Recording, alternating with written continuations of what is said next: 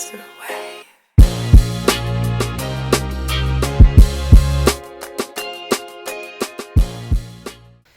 All right, y'all. Welcome back to Seek Joy, the podcast. Thank you so much for joining if it's your first time, and thanks so much for coming back if you're returning. So for those of you that may not know, Seek Joy is all about Jesus, others, yourself in that order. It's supposed to be a safe space for sinners to really talk about their testimony, whatever God places on their heart. And the beauty of it is you can find us on Apple, Spotify, YouTube, Patreon. We're trying to get it more out and about, but that's where we're at right now. So if you feel so called to be a guest, please fill out the form that is on my Instagram page, which will be all in the description below. Or if you're interested in sponsoring, fam, because I'll be true, I would love some sponsors. If you feel so called, pray about it, let me know, and we'll be here. So as you know, we have different guests that we have on our podcast that share a little bit about their testimony and about God. And I'm super excited for the person that I have here. So you all know it's a very diverse perspective of testimony. And I have somebody that's been in my life, 4 years? Mm-hmm. 4 years? 5 years? Yeah. A minute. Yeah. A minute, which is funny because... You don't really think about it until, you think about it. No, literally. We've known each other for a while. I met you, I think because of the gym. No. The first picture that... kind of. Because of fitness. The first picture that I remember we have together is when we were at the Arnold Expo that one year. And that was it was either 2018. No, it was 2018 because was it 2019 they didn't? Yeah, that's crazy. I don't know. So I met this man at the Arnold, if that's ironically through another person that I knew. So that's just a very, very brief of how I know this man. I'll give you his name, and then I'm going to let him take over because, baby, that's how God be working. It ain't be me that be talking. So I have with me Christian Williams. Hi. I'm so happy that you're here. Thank you for joining me. Thank you for being willing. I am extremely excited to be here. And I think it's dope because, y'all, this is super random, but I always like to have us pray before we step into the podcast. And I asked Christian, I was like, hey, would you be down to pray or do you want me to? And he's one of my first people that prayed over it, and it was really dope. And I don't know, I think that's a very beautiful thing, and I get excited about stuff like that. You know what's funny about that? So every single year, so we have this Friendsgiving that we do every single year at a friend of ours' house. And whether I've attended or not, because there actually was one year where I didn't attend, he always asked me to be the one who prays over the food. And I talked to him about that one day, and he actually told me it's because I'm a little bit more, I guess, clear with my thoughts. And the thing about it is that it's I'm not. That's exactly, that's God. So quite literally, I wing it because I say, Lord God, and anything after that is just me having a conversation with my Father. So, and just, talking to him about things that I really want. And that didn't come naturally at all until I actually got my own true relationship with God. You know how when you grow up in a Christian household, there is always a God is everywhere. Yeah. God is everywhere. But you could know him. I would actually argue that most kids don't really know him until they've had their own personal experience with God. So growing up in a Christian household, I go to church every Sunday. I did, tons of Bible studies, youth group, all the conferences, summer camps. And I was always in private schools growing up. But I would say that as soon as I left my last private school, which was high school, and I went to college, a public university. Very different. I didn't even notice it was happening until I was so far gone. It was actually funny when I first got to college, I was chastising everyone else, and I became I became known as that really judgmental guy. Yep. That really judgmental guy. And after a while, I just I went with the culture. I did my thing. And then it was towards the end of college. and certain struggles that I had around that time, as well as, along the journey that I went and I like mentally went back to, and I was like, that was God. Like that was God. That was God too. Like what? Like what is like something? So like for instance, at the end of my freshman year, I never had a whole bunch of like freedom or anything like that, right? But at the end of my freshman year, I had hit a very low point, and there was a moment. There was a moment where I was actually kind of it was I was very depressed. It was like 1 a.m. I was in the gym every single night. I don't know why. I think it was because, being able to be alone, but it was like literally 1 a.m. for like probably 2 months straight in the gym. And I would just think about how much my life sucked. I just got broken up with my first ever girlfriend. I'm like, all right, well, I'm just ever, that first relationship. Yeah. I'm always going to be alone now. Yep. Yeah, and I'm engaged now. It's great. It's great, yeah. You love her. Oh, yeah. I love her so much. But with that, there was like, I just got broke up with my first ever girlfriend. Yeah. I just got kicked out of the RTC program. I didn't know that. Yeah, not many people know that. Right now, I'm currently a commissioned officer, a captain in the Army, and everyone thought it was a smooth transition. I got kicked out of ROTC. I was given notice that I was getting kicked out of the university, and it was just like a spiral. I started like playing back like the situations that led me to that point, right? And when I go over the timeline, and this isn't me trying to interpret everything that God is just trying to do in my life, but literally this could not have been anything other than God. In my own personal belief. Yeah. I went to college very, very prideful, extremely prideful, and to the point where it's like I don't need anyone. Yeah. I didn't really talk about God after being like that judgmental phase. I didn't really talk about God. I just left him in the dust. And then that's when everything started to just crash around me. And it was like a domino effect. And it was like this, begot this, begot this, begot this. Now I'm here at rock bottom. Yeah. And I'm sitting there and I'm like, God, like, just show me a way out type deal of this situation, because I'm like, I'm about to get kicked out of the universe, out of Wright State. I'm like, okay, cool. And they said, just go to the, like, literally, I'm like, all right, I'm going to go to the bursar office and see how much I actually owe. Yeah. If I just dropped out of college right now. I didn't tell my parents this. I didn't tell anyone this. And when I went to the bursar office, I ended up sitting outside of their office for like maybe 2 hours. Just because they kept telling me, we have appointments, like just go ahead and wait. There should be maybe an opening. I didn't want to leave, and then there's an opening, and then whatever, right? Yeah. I sat outside that office, and a guy walks by, and he's like, oh, come in here and let's just talk. And I'm talking to him. I didn't know he was the president of my college. So he's like, okay, cool. Right, exactly. Wow. So we started talking about he's like, all right, what if you did this? What if you did this? And we actually came up with a whole plan. And then then we shook hands, and I realized he was the president of my college. And I'm like, okay, so you just feeling generous today, right?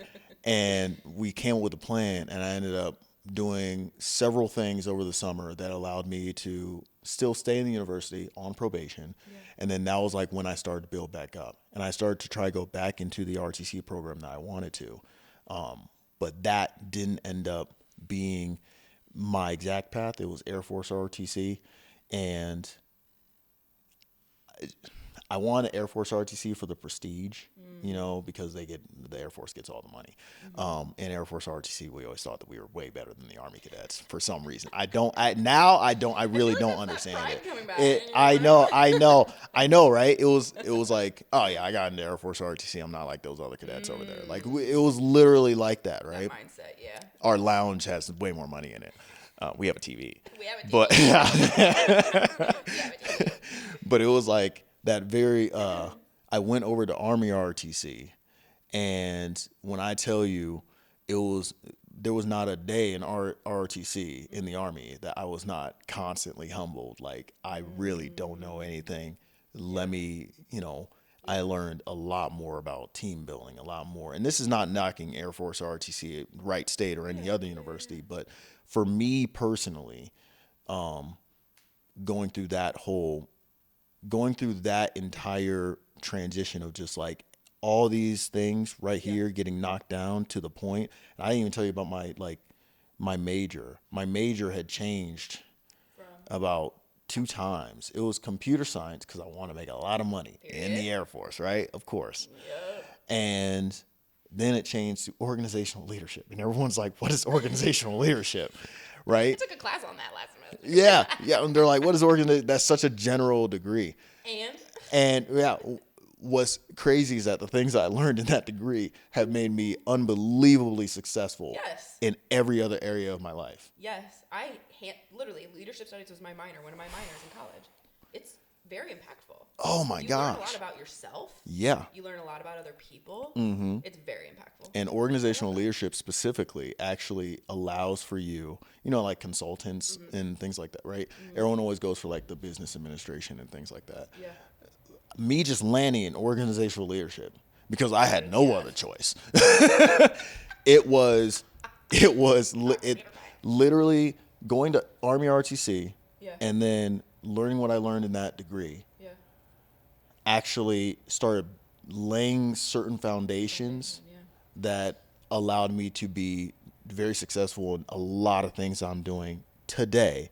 And that would not have happened if I just was a computer science guy in the Air Force right now. Yep.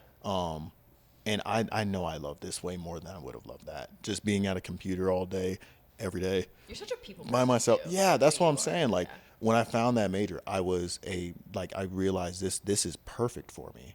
And then after, man, oh my God.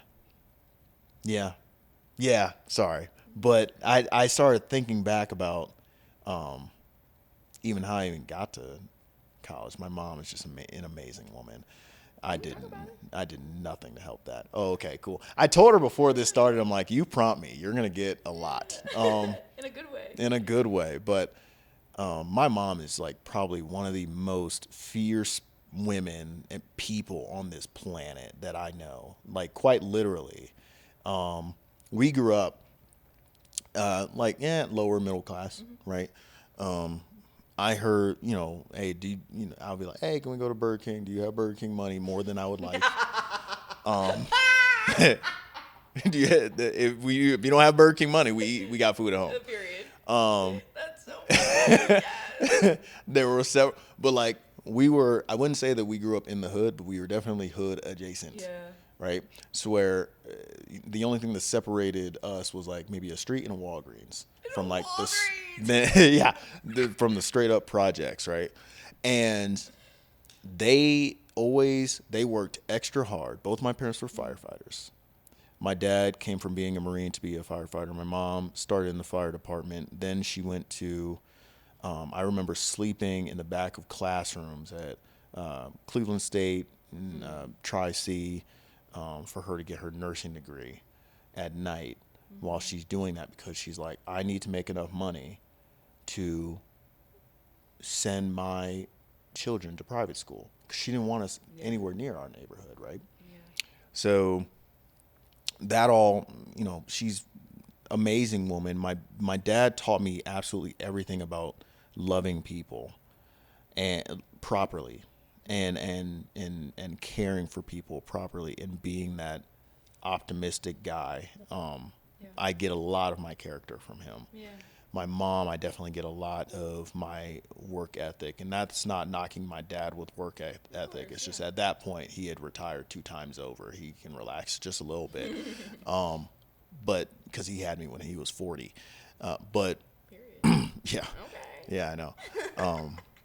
But she definitely laid a lot of the groundwork for what I was doing back then. And one thing I didn't realize was she had been since my second year in high school, she had been calling Wright State University. And she had been talking to them as like my contingency plan, because there was no way that I was failing in her mind. She always told me, like growing up, she always told me, you have three options when you graduate college. You can you can go work at McDonald's, you can go to the military, or you can go to college, but you're getting out of this house. And that wasn't like a kick me out type mentality. It was just like, you have so much more out there that you should be doing. You need to go do those things. You're gonna regret it if you don't. So obviously I did work at Steak Shake at one point. That was my first job. Period. But I love that. yeah, I know. But when it comes to, I did the military and college at the same time.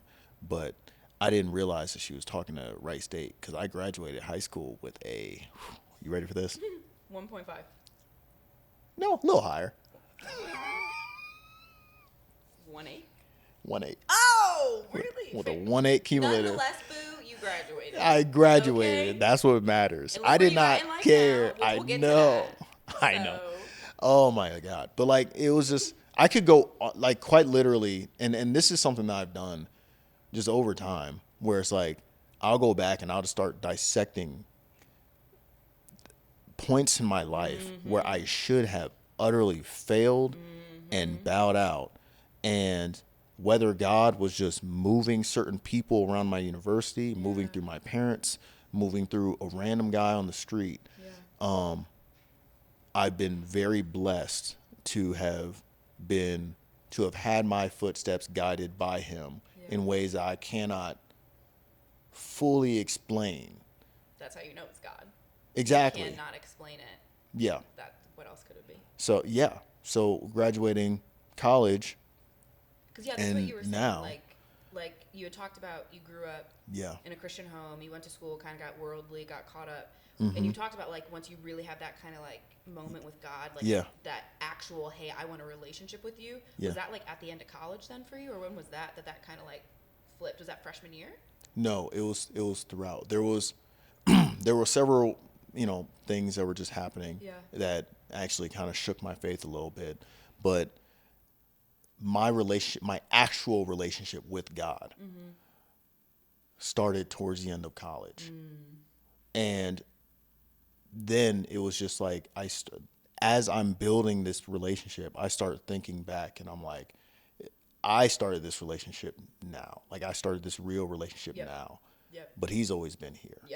So it's like you allowed him. And then that's when I'm like, all right, let me trust him a little bit with certain things. And there's certain things that I still, to this day, I'm questioning. I'm always going to. There's certain things that you're not gonna get the answer to until you really show up in glory and in faith. in faith, and we're met with the promise of God, which is heaven. There are certain things that you're just not going to understand, and that's where faith comes in. But God will give you certain hints here and there where it's like, hey, let me do my thing. And so I think now I'm a lot more personable with God, in my relationship with him. I'm a little bit more I'm a little bit more faith-based than like book-based, Because I think that's real. Where I've heard that from a lot of people, where if you grew up kind of in, which I think that was God blessing me in like disguise, that I didn't grow up in that's not a bash on my parents. I didn't grow up in a very big, like, we went to church. We didn't do that. That wasn't a thing. And I think God did that on purpose, because I have a lot of people in my life that have shared, well, I went to church and I was told if you don't do X, Y, or Z, you're going to hell. Or if you do this, you're like, you're going to hell. It was very much kind of like in the Bible, where it's the Pharisees and they're talking, and Jesus literally rebukes the Pharisees, being like, y'all are just full of it. Like, y'all are full of it, because I'm not telling nobody to live by the law. Like, I want people to just have a relationship with me. And we've kind of conformed Christianity to be, okay, you have to still follow these laws, and then you'll get where you need to go. But, like, first of all, there's no where you need to go unless it's, like, right next to Jesus and he's already there. You just have to say yes. And I think that that's exactly what you're talking about, is going from that very, like, religious law. Because I always tell people I'm not religious. I just have a relationship with God. I'm like, you don't have this religious law. It's this, okay, God, I have this relationship. I don't have religion. I have relationship. And it's a game changer. Oh yeah. Because like of course he wants you to be obedient and like follow the commandment. Like absolutely. Yeah. Like there's two pieces to the pie, but it's really about that relationship more than anything else. Because like you even said, you went from like, yeah, I believe, to like following, like wholeheartedly. Because I also think that those are like different too. I would say I went from, yeah, I know, to I believe. Yes, or like, You know what I mean? have you seen that thing on Instagram where it's like, this is when I knew of Jesus, now I know Jesus, you know? Because I think that was my life too. It's like, I knew of you. I always knew of you. I knew you were there. I knew you loved me. I knew, just like, now that I know you, fam, like, my life's totally different. Like, in the most beautiful way. Oh, yeah. Yeah. Yeah. I absolutely love. And one thing I will say is I'm very grateful. Like, God's still working in me for sure. Absolutely. Like, so, like, he never will not be. But, like, I can recognize it a little bit easier now. One of which, and this has to do with you, one of which is honestly like our friendship. Yeah. Right? So like you remember that one day in the gym? Yes, I know exactly what you're talking about. Yeah. There was one day in the so for no one else would know this, but there was one day in the gym I just come across Cheyenne, or did we No, plan we just that? literally came across each other at the gym. Yeah. And she had told me certain things about making a shift in her life and knowing that, like certain finances, certain paths, certain things will be taken care of through faith, right? And she had no idea, but there was after she had told me that, I gave her a little tidbit of like what I was currently going through in that moment, where my job would not have allowed me to be a very good future husband and future father to my kids, to my future kids. I don't have any kids right now. Yeah. And I had very tough decisions to make in that moment. And I'm like, I couldn't calculate all the numbers. I couldn't, Yeah, I remember you saying like, that. lay all the, I'm a very plan-based guy, right? When the plans fail, that's when faith kicks in. Yeah. But my plan, it just wasn't coming together. Trisha saw it. I was stressed.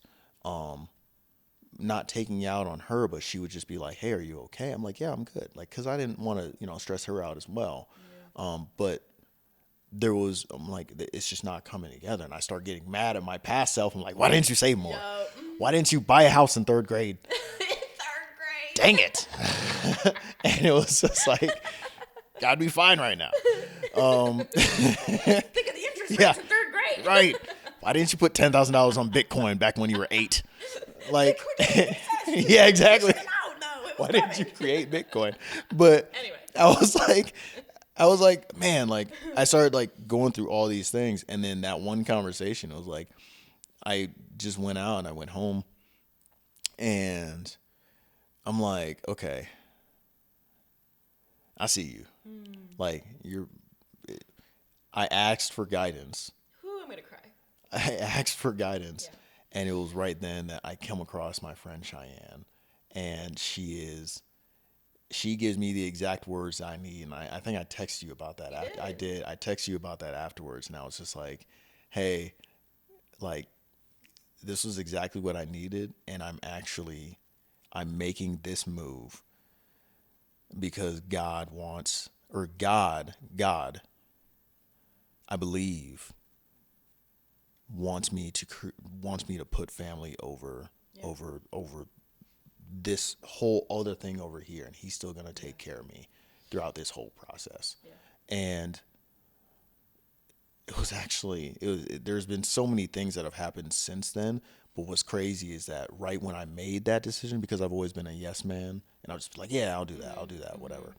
It was right after that I was like, hey, and I can't say exactly what opportunities these are, but it was like, hey, so I let everyone know I've made the decision that this isn't for me anymore, and I'm gonna be okay.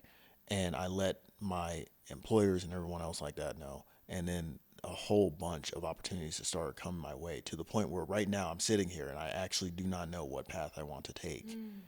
But all of them, there's so many more open doors. Yeah.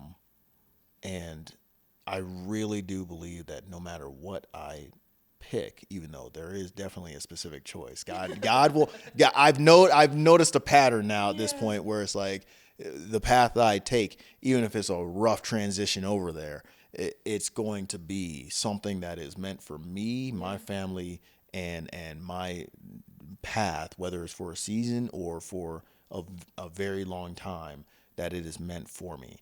And that is something that wouldn't have happened if I would have just kept being a yes man and just stayed in the seat that I was. Yeah. But I think that's like the reality. Like, that's why I almost literally started to cry, because it's like, that was nothing but God using me for you. Yeah. Like, that wasn't me. Like, that was when I had quit I keep calling my big girl job. I quit my big girl job, and God took over my life. Yeah. Like, God took over my life. Oh yeah. Like, the only thing I knew how to do was talk about faith and talk about, because what else did I have? I had nothing else. Like, for me, like, in a world, like, I had nothing else. Mm-hmm. So it's like, okay, what else do I have besides faith to, like, go off of? And then it's just like, I grew so much in my faith that, like, that was just me being who I am and, like, talking, and God used that. And, like, that's what's wild to me, because for me, it was just me wanting to encourage you, being a friend, like, saying, hey, this is where I'm at, this is my life, like, I think you have so much more, and, like, not even knowing, like, it would have gone there. Like, I remember when you texted me, I literally, like, cried, because I was like, God, you're so cool. Like, I say that all the time, like, God, you're so cool, because, like, that was not me. Like, like, that wasn't me, fam. Like, that's what I think is beautiful, too, is, like, he can use whoever he wants to use. Oh, yeah. Whenever he wants to use them. Mm-hmm.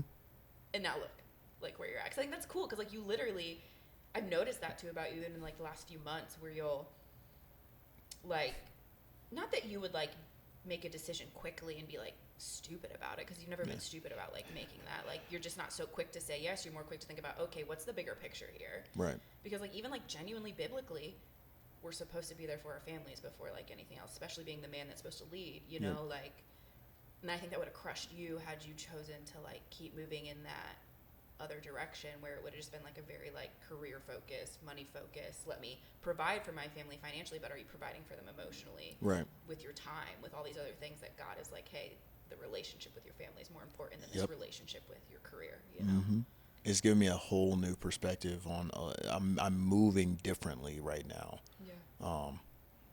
So thank you for thank you for allowing God to work through you in my life. And cause that definitely, I definitely needed that word in that specific moment. I don't even think so what's crazy is that it was actually, was it? It was either the week right after or the week right after that someone contacted me and said, like, they would, again, I'm not going to say exactly what this is, but someone said, like, hey, like, you would be a perfect whatever for this situation over here, right? Mm-hmm. And what's crazy is that one thing failed. Get this, but it failed in a way that opened up an opportunity for a better situation, which is crazy. At the same time, that's what happens, though, when, like, you really are like, okay, God, you can have it all. High key, Satan comes and says, all right, here's an opportunity, here's an opportunity, here's an opportunity, Mr. Yes Man. Which one do you want? Yeah. Which one do you want? Yeah. No, but which one does God want? Let's start there. Yeah. Because that's some real stuff, because he did that to me, too, after I, like, left my last job. He was like, oh, here's all these things. You're so good at all these things. Go do them. And I almost said yes. And then I was like, hold on, you're right, I didn't pray about it. Give me 1 second. Okay, no. Like, literally.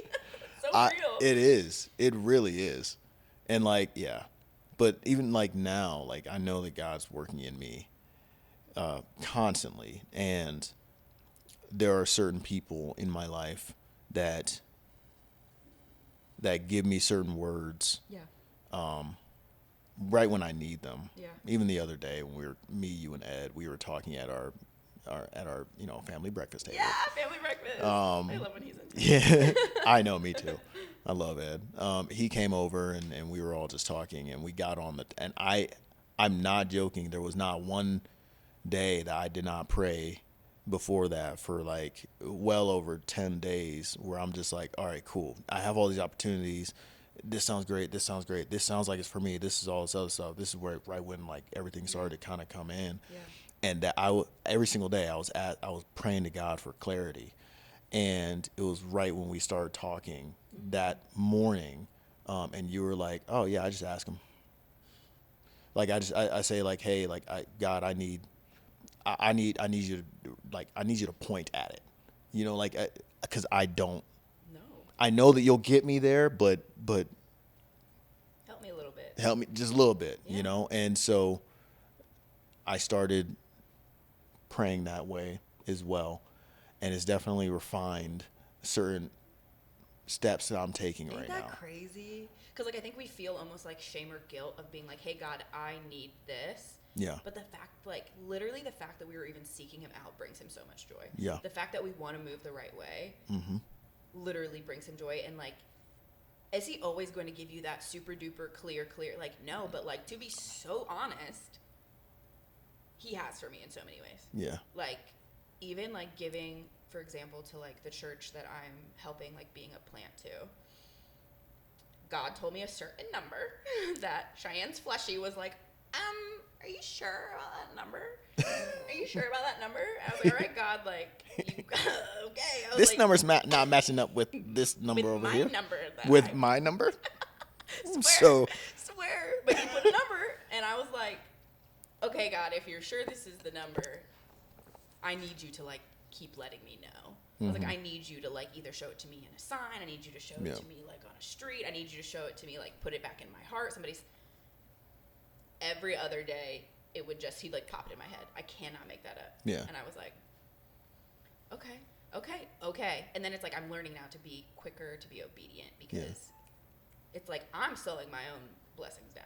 Right. If we're being so for real. Yeah. Like that's the other piece of the pie where it's like if I sit here and I question, like it's gonna get me nowhere because God's like, what you questioning me for? Right. You know how often so this is the thing. God talks to me with so much love sometimes. He's like, honey, it's okay. Other times he's like, Todd, what is he doing? Why are you talking to me like that?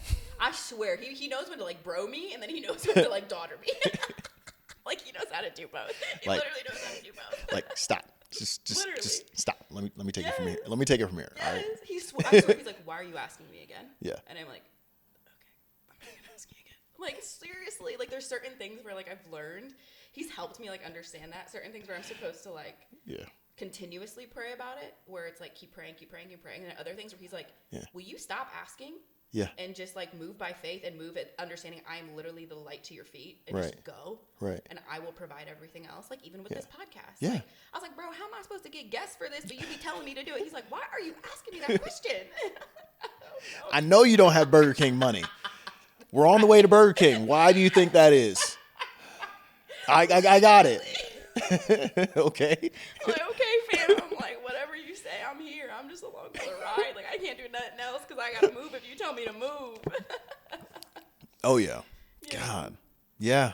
No, it's honestly, it's something that he's definitely just working in all of us, everyone.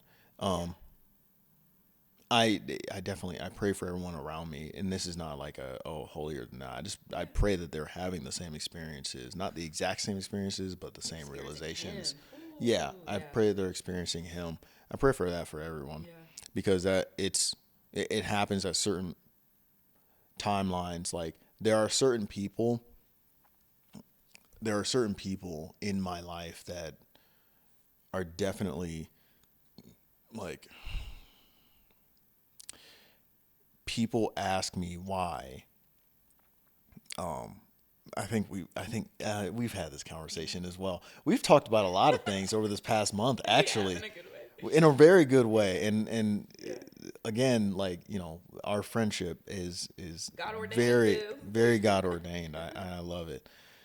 There have been people in my life that people have asked me like, hey, why do you keep associating yourself with them? And I'm like, you know what? There are, for some, like I feel as though maybe they're not exactly what I need, but for some reason I'm here. And I don't know. I really don't know if that's just me being, the constantly forgiving type. Like you have to really mess up for me to not forgive you. I always forgive, Yeah. but for me to just not associate Yeah. with you, because there are some people that you need to separate from, Absolutely. in your Absolutely. life for both of your growth. But when it comes to certain individuals, I feel as though they're not here for me. I'm here for them. Period. Yes. And while God's working on me over here, he's doing his thing over here. Over here, he's working on him the same way through you for me, Yes. through me for them. Yes. And Yes. I feel as though if I just, I don't know. It's like I feel as though if I abandon that, I'm not like I'm doing not only me a disservice but them a disservice, because the best way to learn, and I truly believe this, the best way to learn anything is by like teaching it, because you can not only start teaching what you know about that specific area, that specific field, or whatever that subject is, but the things that you don't know, you're like, all right, you know what, let's work through it together. And you start learning a lot by by reciting certain things that by working through complex things with the people that you're also trying to teach, and you start learning so much. And so I just really hope that I'm doing I'm doing my due diligence in those relationships, because I want other people, and especially the people in I want everyone to experience him, but I want the people in my life to experience him in a way that I can have conversations like this with everyone in my life. I think like what you're referring to, they are experiencing him because you are being the hands and feet of Jesus. You're being so forgiving. And I think that's what's hard is our culture tells you to stop being forgiving. Yeah. Like our literal culture nowadays is like, cut him off. Cut him off right now. Right. Like cut him off. And it's like, but Jesus doesn't cut me off.